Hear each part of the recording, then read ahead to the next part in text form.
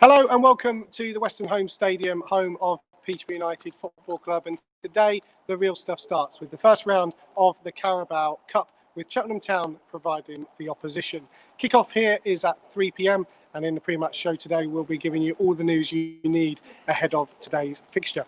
Remember, you can watch today's game via iFollow. Match passes are available for £10 right now. Just go to the club website, which is www.theposh.com, and follow the instructions there. Now, we're proud to say that Mick George are sponsoring today's pre-match show. Thank you very much to them for their loyal support. Next week, we'll be down the training ground filming with some of the players on the Mick George Skip Challenge, so look out for that in forthcoming shows to come. Now, on today's show, what can you expect? Well, we'll be speaking live to manager Darren Ferguson. He'll be bringing us the team news ahead of today's game, providing he can remember it, of course. 7 substitutes available to the manager today, and he did say in his pre-match press conference that will be the difficult part of his selection. So we'll be speaking to him live a little bit later on. We'll also be speaking to Ryan Broom, who's got a foot in both camps, having joined Posh from Cheltenham Town during the close season. We catch up with him not only about his time at Cheltenham, but also what it was like to play behind closed doors, because of course Cheltenham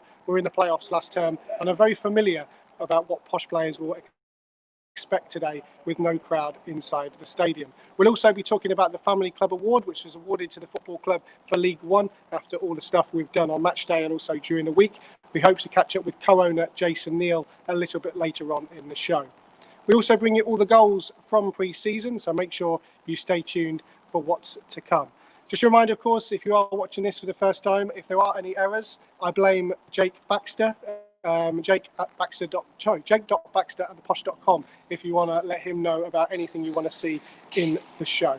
So we're going to catch up with Darren Ferguson's pre-match press conference first. We caught up with him earlier on the week to find out a little bit about today's opposition, what he can expect from them and how they're going to damage us if they get the ball, and of course a bit about team selection. Well, it's the Carabao Cup, the real stuff starts. What are you hoping to get from this game on Saturday?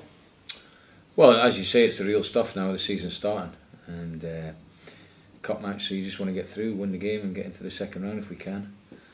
Obviously we've had quite a few pre-season games now, but there's nothing like the real stuff. There is a difference, obviously, especially when you're playing a knockout cup match. So we're looking forward to it, and we're looking forward to the season starting.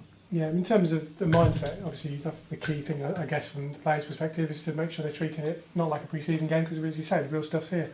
Yeah, they know that. You know, we've had enough time together to know that we've cracked the training up certainly the last couple of weeks. The last 2 games we've had Colchester and Coventry, obviously everyone's had 90 minutes, so been delighted with those games in terms of what we got out of it, fitness-wise in particular. Injury-wise, we're doing okay, touch wood. Young Ricky's obviously picked up a knock, he'll be missing for a couple of weeks. But apart from that, we seem okay. In terms of Cheltenham, you've obviously watched them in pre-season, I'm sure, and know a lot about them, because obviously you were watching Broom there last year. Yeah, I watched them a couple of times last season. Obviously we've covered their pre-season games. They've gone against strong opposition. You know, they've played Cardiff, Bristol City, Bristol Rovers, so they're a good team, good footballing team. They'll try and play through the thirds of the pitch. They've got a fair bit of experience up front with Williams and Reid. If it's those two at start, so it won't be an easy game at all, but obviously we go into it with the belief that if we're at it, we hope to go through. Yeah, Lewis Freestone, I think, is on the books there. Cheltenham was obviously here before, and you know, as I say, they've got players through that squad that can hurt you if they're on it. Yeah, there is the way they play. I like the way they play, and like you say, I've seen them a couple of times last year. They've got a lot of energy in the team.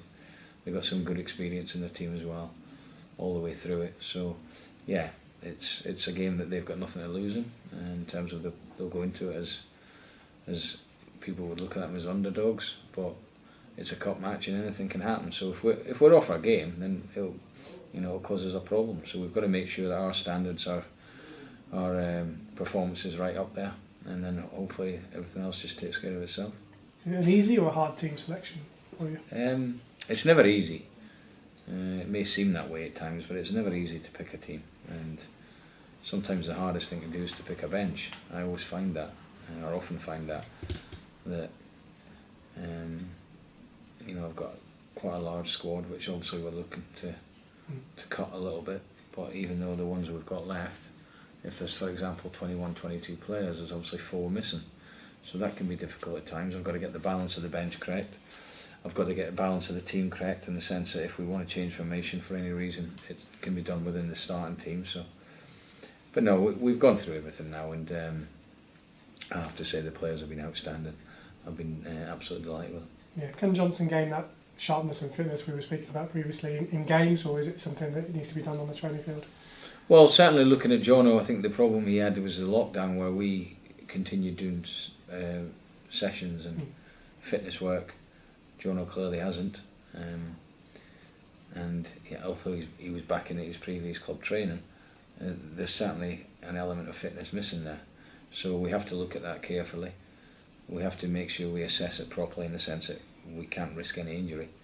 So he's more of on an individual programme at the moment. He'll be involved, and it's just how many minutes we can get into him. But clearly we've got to have to treat him differently to the others, because the others are well ahead of him. And you know, the boy knows that, he understands that. We've had a good chat about that on Monday morning, and we've put together a programme for him, and the real importance of what we get into him is to get him really match fit, and that's all we're looking at the moment.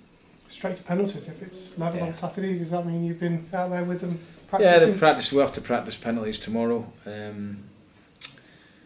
Hopefully it doesn't go to that, but if it does, we'll be prepared and ready. Do you have a sort of order with penalties? Obviously, people have taken them. You know, historically, many people have had a go at them and done really well at them. Do you have in your mind the top 3? No, what I generally do is leave it to the players to work out the order themselves, because some feel more comfortable taking the first, some feel more comfortable maybe taking the last. So it's you don't want to go in and say, right, you've got it, because I would leave it to them. Obviously, I would have 5 in mind, that I'll tell them who the 5 in mind are, and then I'll leave it up to them to sort out the order. But we'll go through it tomorrow.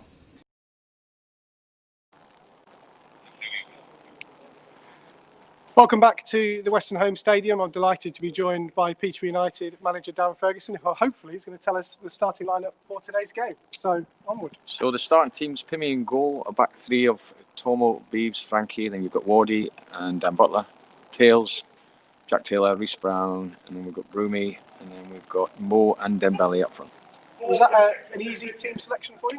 No, it's never easy, but obviously there was signs that possibly could be the team when we played against Coventry and against Colchester. There was a similar team, but it's never easy, because I've got a group of players that are all very competitive in terms of trying to get in the starting 11. But I've spoke to all the players in terms of the ones that are not starting, or even the ones that are not in the 18, and they've been fine about it. We've got a good group, so there's no issues there. Yeah, you talked about the 7 substitutes and how hard that was to actually sort of whittle down, because as you say, when everyone's fit, you've got a good squad to choose from. Yeah, so obviously with the bench I've got today, I mean, there's only really Neale, the only recognised defender on it, which meant I couldn't get Fraser on it, and he's done nothing wrong. In fact, the last 2 games he's done very well, but at home I only wanted one defender on there. Niall's very versatile. I had a decision to make between Flynn Clark and Serhat. Serhat's only just come back because he took a knock, so I've gone with Flynn for that reason, and also for his performance against Coventry. I think he's deserved to get on the bench. After that, it was a fairly comfortable decision. Yeah, Ronnie obviously played well in pre-season. Yeah, Ronnie. When the real stuff starts, you have to make the right decisions. Well, I explained that earlier, but with the one defender, Niall can play in the right, centre half, left. He can go into midfield, so he gives you that flexibility. Young Ronnie will be involved Tuesday, and listen, he's done great. I spoke to him yesterday. He's really enjoying it, but his time will come. Yeah. We expect from today's game, because it's the real stuff now. It is. I just spoke to the players, and we've got to make sure that we get our principles and our standards correct. So we've got to make sure the running stats are good, the work ethic, the commitment's there. First and foremost, that's got to take care of itself, and then obviously the talent and the ability, the tactical stuff we've worked on. But yeah, it's the real stuff now. So we want to try and get the momentum back from last season. I know it was a long time ago, but if we can, the season when it finished with great momentum, a great mentality, in terms of winning mentality, the home form was very good. So these are all the things I've spoke about with the players. But on the day, it's about performing, and we need to get a good performance out of them. Yeah, it's a cup game, of course, so it's got to be done today. Yeah, and we want to make it a cup tie, so there can be no excuses. But we're playing against a good team. It won't be easy. We've got to make sure that when they have good periods in the game, that we're solid and our mentality is correct, in the sense that we don't start running all over the place. But no, let's hope we get through the next round, because it's important that we hit the ground running, really. Excited to be back in that big gap? Yeah, it's great. I mean, it seemed like so long ago, and when you're sat at home and the lockdown's going on, you're thinking, when are we going to be back? But to be fair, I've really enjoyed the pre-season. It's probably gone a little bit quicker than I thought it might, especially the last 2 weeks. Normally it always seems it takes ages, but it's gone quite quickly. So I'm pleased about that. No, we're back at it, and now we've got 8 months, and we've got to have a right go. You delegated Mark Robson to do the team selection and team exchange today. Yeah, I've never really done it. I've always done it with my assistants. Always done it. So why change now? In terms of the actual game, and obviously being behind closed doors, fans will be watching obviously on iFollow. They'll be at home wishing you well. It's hard to get in your mind that they're going to be there in their thousands watching you from the homes. No, we're aware of that. We touched on that in terms of we've got a responsibility to get results and play good football, because fans, even though they're not in the stadium, they'll still be watching. In the current world we live in, there's so much going on in social media anyway. So it's important that we get good performance and start the season well. And also we want to hopefully get some good results for when the fans do come back and we're in a good position. Either it would be in the cup or it might be in the league. So yeah, it's important to us that. And just finally, what do you do in this sort of time? Obviously, players come out to warm up, and obviously you've got your assistant out there. Do you try and get some sort of reflection, calmness? No, I have to use my time well, and during this period I'll have a chat obviously with the chairman. I go in my office and sort of just take myself away, and I start preparing for the next game, in the sense that do some video clips and stuff, because it gives me an hour or so to just do it. So it's not as if I'm taking my mind off this one. It's just especially when we've got Saturday, Tuesday, I can start preparing for what we're going to do on Monday. I went to the Burton Accrington game last night, which helps. So it really is trying to use my time wisely. I don't just sit and watch the telly. I try and do a bit of work. Brilliant. Well, best of luck today. Thanks. I hope it all goes well. Thank you. Cheers. Darren obviously is going back into his office now. We know what he's going to be doing, and we'll be catching up with Ryan Broom a little bit later on in the show ahead of today's game with Cheltenham. But first, a word from some of our sponsors.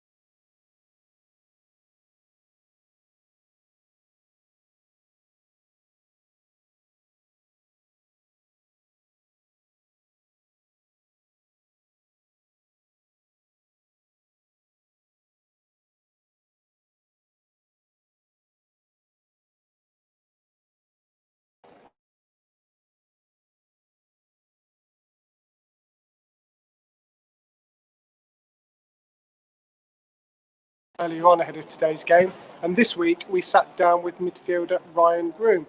Now Ryan, of course, joined Posh from Cheltenham, so talked about his time during his time at Cheltenham, and of course playing behind closed doors. Right, let's talk about your former club Cheltenham, who were the opposition today. Obviously, you enjoyed your time there. Talk us through last season, because you got so close to getting promoted.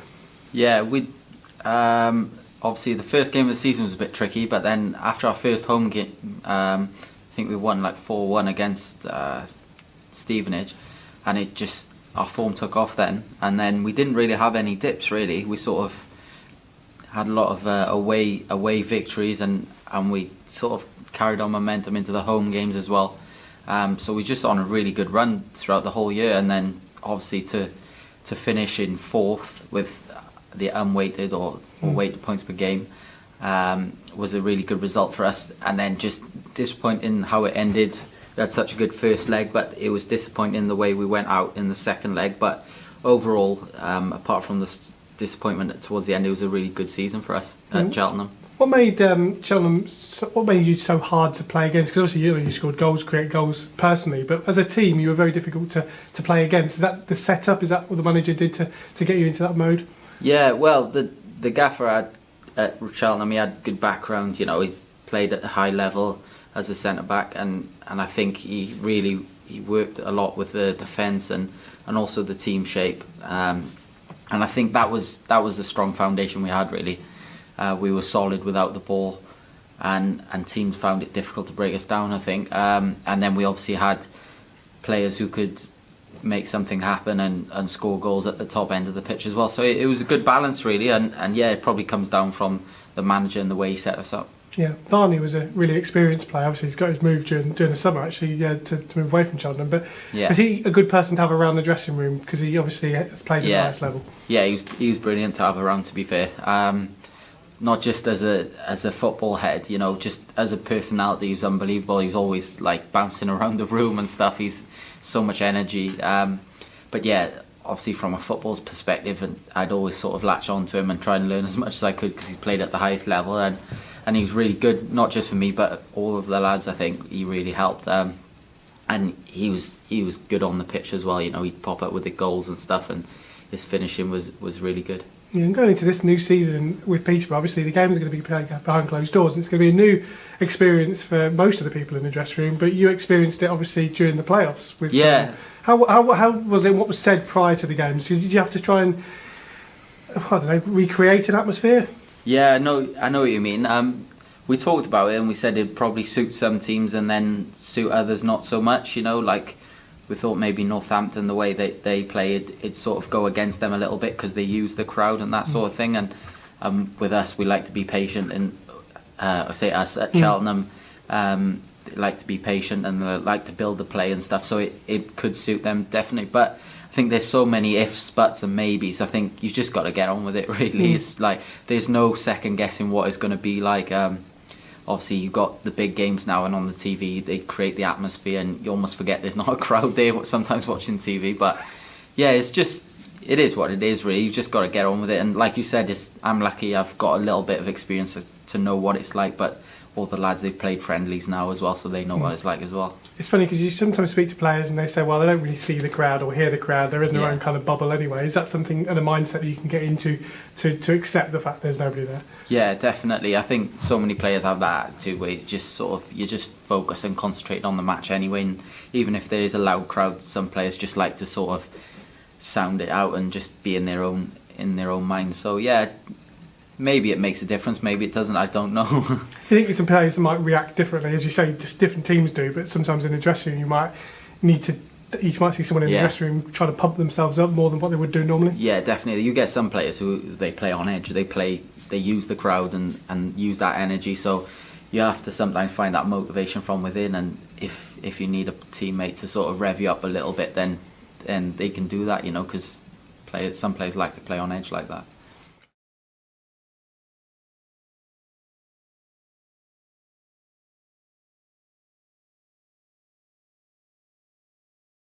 Probably, I mean, Welcome to the Weston Homes Terrace. This is where a lot of supporters will be normally congregating ahead of today's fixture with Cheltenham Town. But of course, today it's all about iFollow, and hopefully you've already bought your pass for today's fixture. If you haven't, if you go to the club website, which is www.theposh.com, follow the instructions on there. You can buy your match pass for £10. I hope you're enjoying today's pre-game show in association with Mick George. We've already heard from manager Darren Ferguson, and you've just seen part one of our interview with Ryan Broom. Part two will be coming up a little later on in the show. We'll also be talking to you about the Family Club of the Year award, which Peterborough United successfully won this week for League One. We're hoping to catch up with co-owner Jason Neale via the wonders of technology a little bit later on, but hopefully we can talk about the achievement that everybody here at the football club is rightly proud of. Now, the Peterborough United players will be coming out to warm up ahead of today's fixture with Cheltenham very shortly. At the moment, as we look out, it's just the goalkeepers that are going through their routine with goalkeeping coach Mark Tyler. Of course, Christy Pym, who's in between the sticks today with Dan Golai, who is the substitute goalkeeper this afternoon.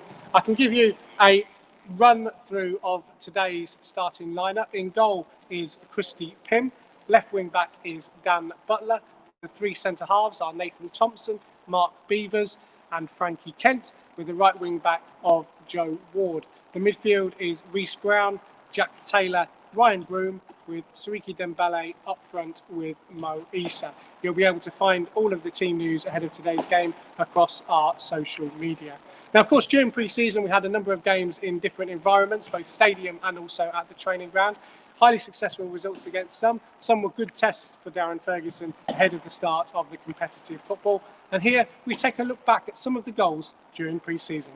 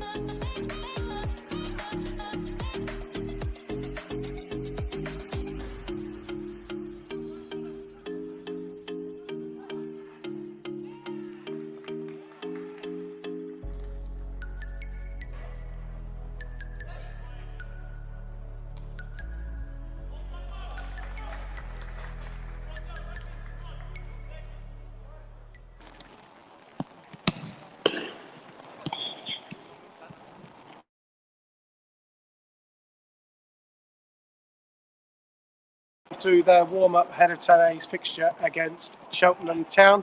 We've got a Family Excellence feature coming up very shortly, but first, let's have a word from our sponsors.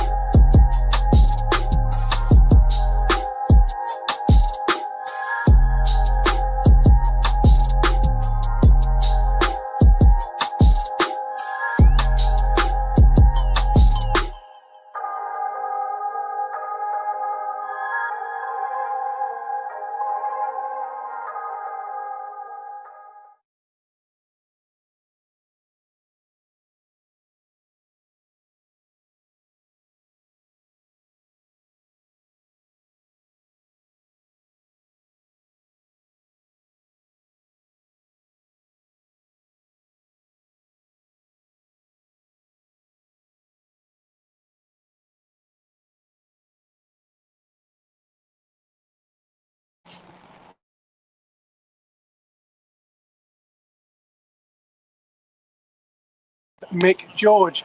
Now, the Peterborough United lineup for today's game, which is available across all of our social media, is as follows. In goal, Christy Pym. The left wing back is Dan Butler. Three centre halves are Frankie Kent, skipper Mark Beavers, and vice captain Nathan Thompson. The right wing back is Joe Ward. In midfield, it is Reece Brown and Jack Taylor, with Ryan Broom in the advanced position behind Moisa and Siriki Dembele. Now, the good thing about live TV or a live show is if someone tries to hit me from behind, which someone attempted to do right there, I can identify it later on and make sure that they get fined. Of course, they have to pick the ball up themselves if there's no sanitizers to do so today. So that's the Peterborough United lineup. The substitutes are available across social media. We heard from manager Darren Ferguson earlier on in the show where he spoke about the need for different people in those positions on the bench. Niall Mason, of course, is the only recognised defender on that back substitute bench. But of course, with the flexibility of the formation that we do play, others can move into the defensive line if required. Now, of course, you can comment on the show. You can do so in the live chat facility. You can also email jake.baxter@theposh.com if you have any thoughts about today's show. So Malcolm Scott has wished all the best to Darren and the team for today's game. And hopefully we can get the result and get through to the next round. Hyped for the new season. We'll at least get top six. That's a good prediction. Hopefully we can get top six today. That's from V2 Plays. What's the lineup, Fleece? I've just told you the lineup, and fair play for calling me Fleece live on a TV show, which allows me to read it out.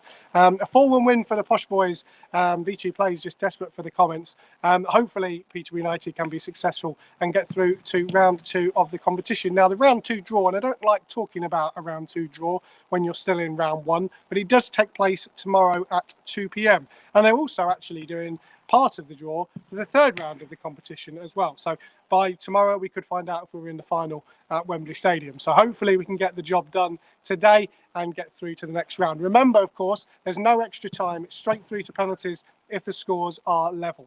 Now, have you bought your pass for today's game? If you haven't, get on to the club website, which is theposh.com. Follow the instructions on there. iFollow passes are available for £10, and all the instructions, including a how-to guide, is available on the club website.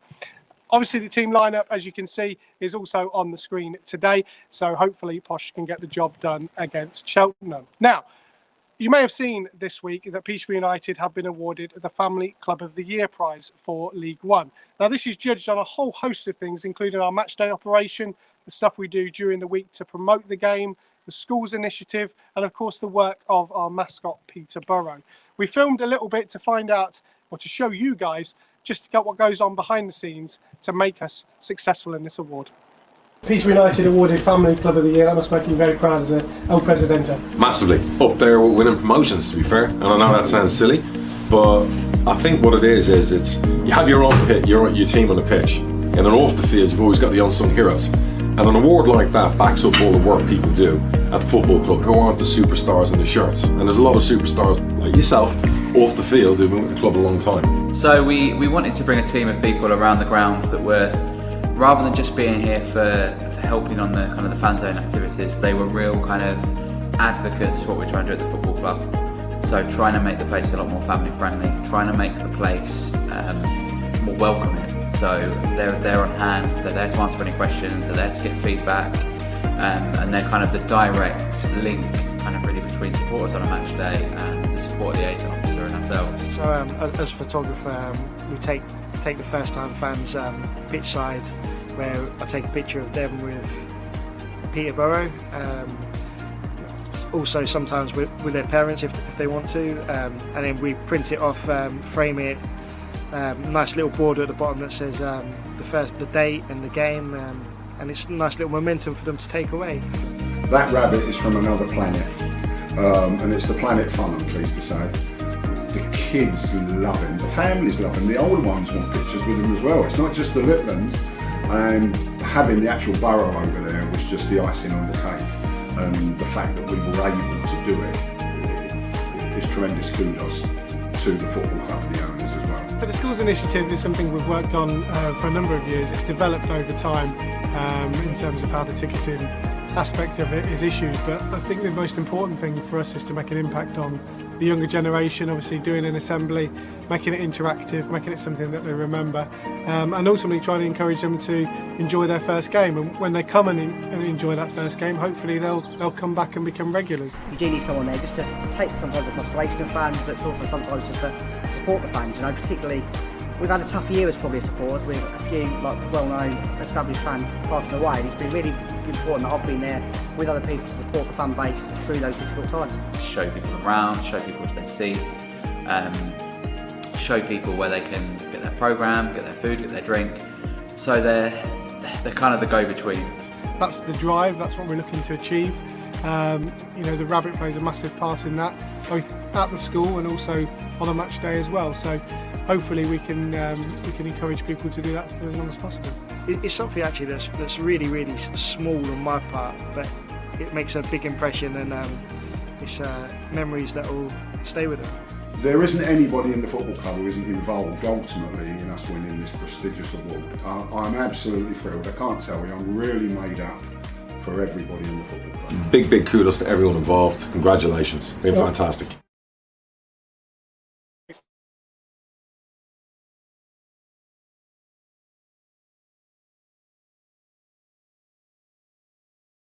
With Mick George. You've just seen a video there to show how we've won our Family Excellence Awards, and by the wonders of technology we are delighted to be joined from Canada by co-owner Jason Neale. Jason, I'm great. Yourself? Excited for the day? Exactly, yeah. Let's talk about this award that the club have won, because it's a lot of work gone in behind the scenes, but it's obviously been directed by you guys at the top. How proud are you to win this award? Short of promotion, this is probably the best thing that could have happened to us. So we're really excited and just really honoured to have received this award. But I think it goes down to the team of people at Peterborough United that implemented a whole range of programs. I remember Phil telling you needed to go to 75 schools, and you looked at me with a sort of white face. And then a year later, we did 150. So incredible achievement. And it's not just an award. It comes from a whole range of activities we put in place, from Peterborough to welcoming fans. So as I mentioned, the schools initiative, where we do both events and coaching now at the schools.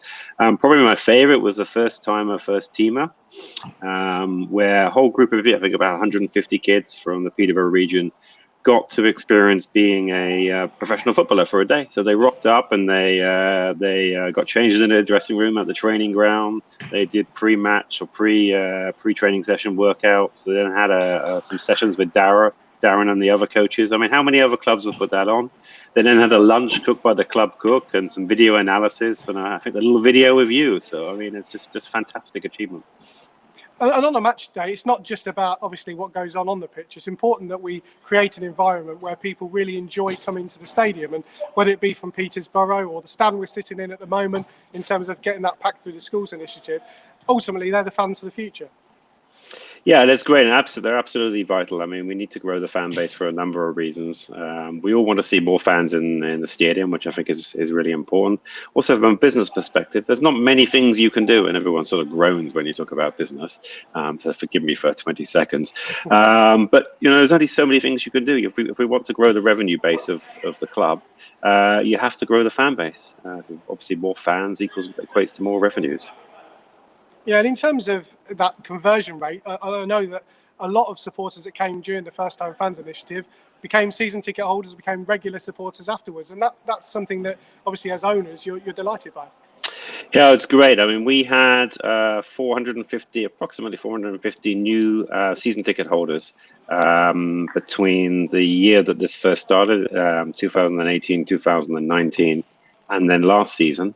And even this season, we have, in the upcoming season, we've grown the under-18s by about 4%. And we haven't even kicked off yet, so we're anticipating more season ticket holders. And 4% doesn't sound a lot, but I'm telling you, most football clubs would have had a demise or a reduction in their season ticket holders. We've actually seen an increase, which is phenomenal.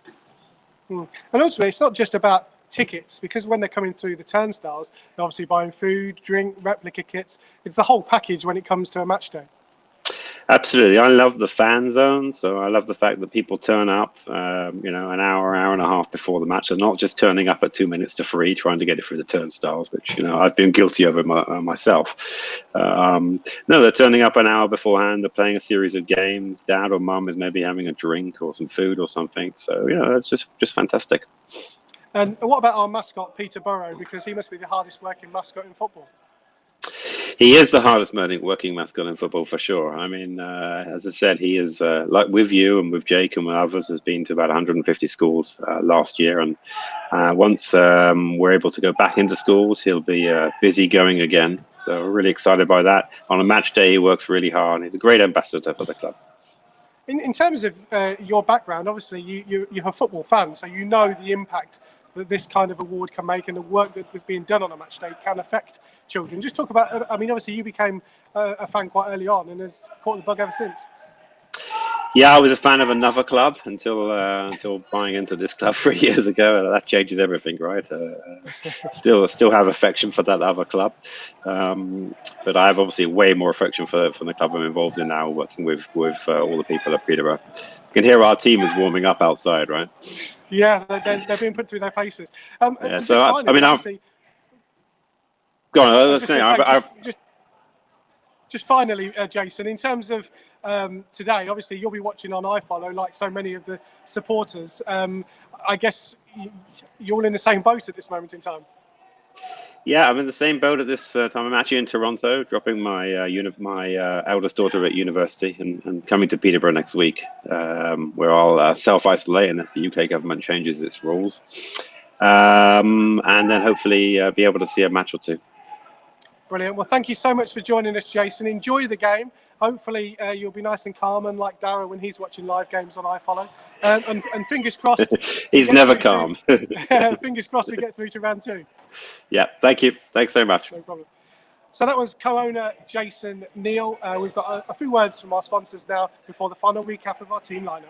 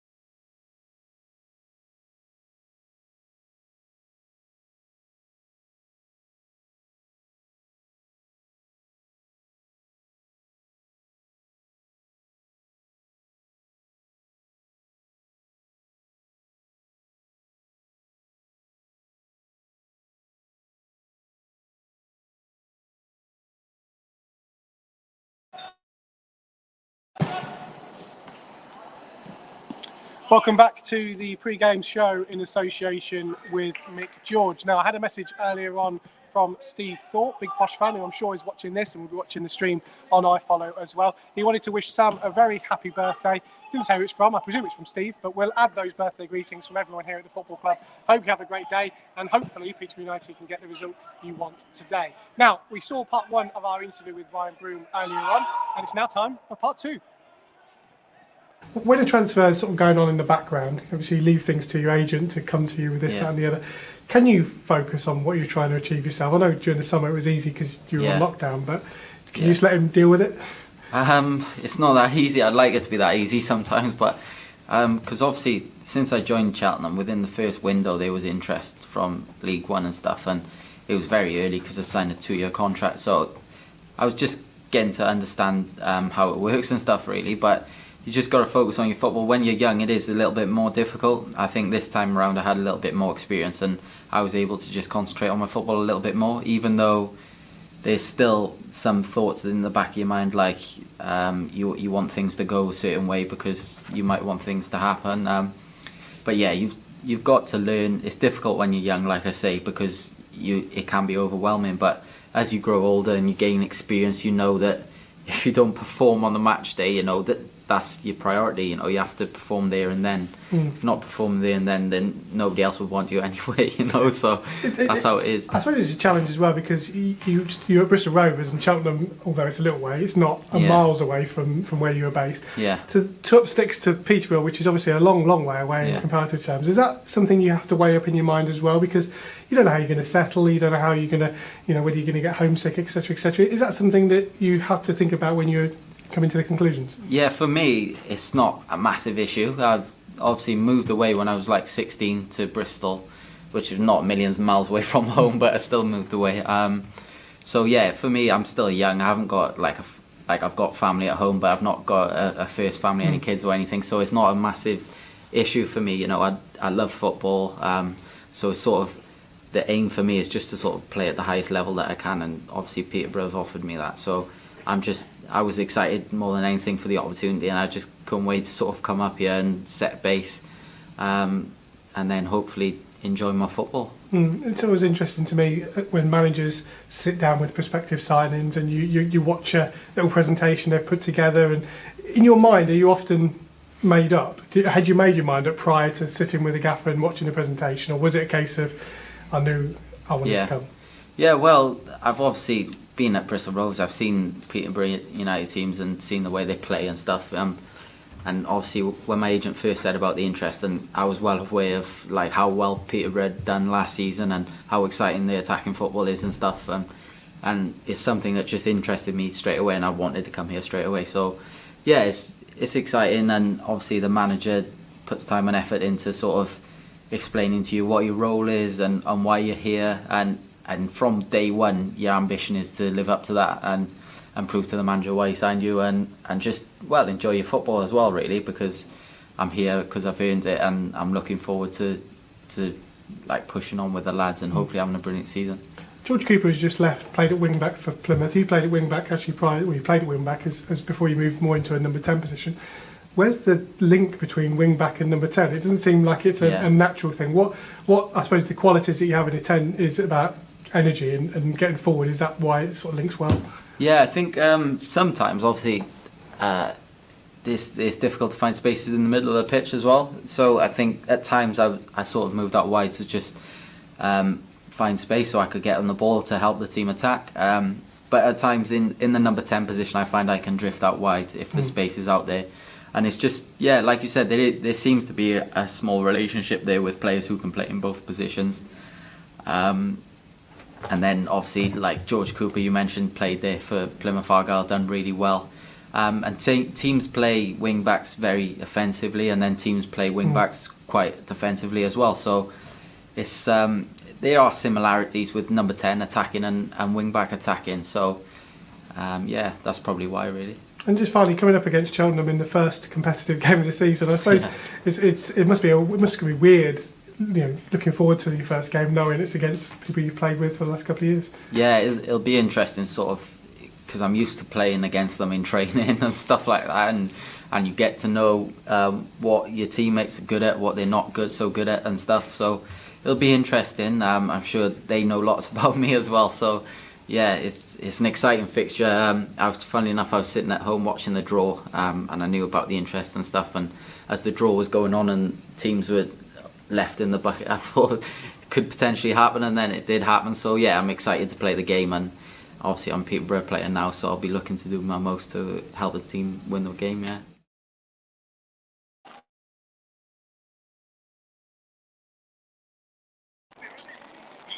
Welcome back to the pre-game show in association with Mick George. This is our final part of the show. I hope you've enjoyed what you've seen today, the interviews with Ryan Broom, co-owner Jason Neale via the wonders of technology. I'll be honest, I thought that had no chance of working, but apparently it went okay, so I'm happy with that. And also we spoke with manager Darren Ferguson earlier on to deliver the team lineup. Now the team lineup is available on social media. It's also available and will be on the bottom of the screen for this final part of the show. But to give you a recap of the starting lineup, in goal for Peterborough United is Christy Pym. Left wing back is Dan Butler. Three centre halves are Nathan Thompson, Mark Beavers and Frankie Kent. Joe Ward is the right wing back. In midfield, it's Reece Brown and Jack Taylor, with Ryan Broom just in the number 10 position behind Moisa and Sariki Dembele. Among the substitutes today include substitute goalkeeper Dan Golai, and then Johnson Clark-Harris and Niall Mason are among the substitutes today.